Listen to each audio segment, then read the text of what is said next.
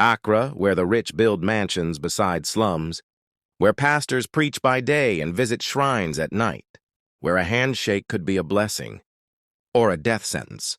This is the city where Adjoa Mensah lived, a young woman, barely 23, struggling to escape the chains of poverty. Her mother, a street vendor, died when she was 15. Her father, a man she never knew.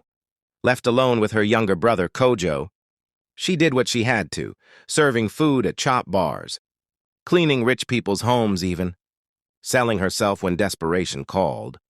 But Adjoa had a secret, a darkness buried deep in her past. And tonight, it would come for her. The night smelled of sweat, perfume, and cheap liquor. The club was alive with music, flashing lights, and the shadows of men who didn't want to be seen. Adjoa stood at the bar, sipping a drink, waiting. She had been summoned here by Mr. Kwaki, one of the city's wealthiest businessmen. He promised her a night that would change her life forever.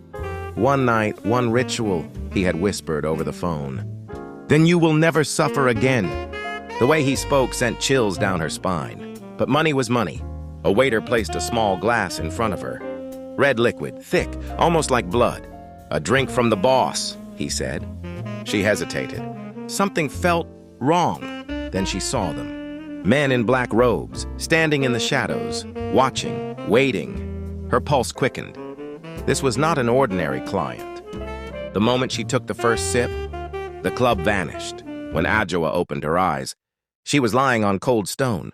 Candles flickered around her. A giant statue of a faceless god loomed above. She wasn't alone. Mr. Kwaki stood beside a tall man in a crimson robe. His face was hidden beneath a mask, but his voice was deep and commanding. You have been chosen, the masked man said. Adjoa tried to move, but her body refused to obey, paralyzed. Mr. Kwaki knelt beside her, his eyes filled with something between pity and madness. Tonight you will take the blood oath. You will be reborn into power, or lost forever in the darkness. A blade flashed. The masked man cut his palm, letting blood drip into a golden chalice. Then he pressed the knife to Adjoa's wrist. She wanted to scream, to run, to fight. But the moment the blade touched her skin, visions exploded in her mind. Fire screams, a woman with eyes like hers, a man whispering in an unknown language, a door she must never open. And then, darkness. They say Accra is a city of secrets. Some are whispered in dark corners. Some are buried in forgotten graves. And some live inside the souls of the damned. Adjoa Mensah had stepped into a world she could never escape. Because when you take the blood oath, there is no turning back. To be continued.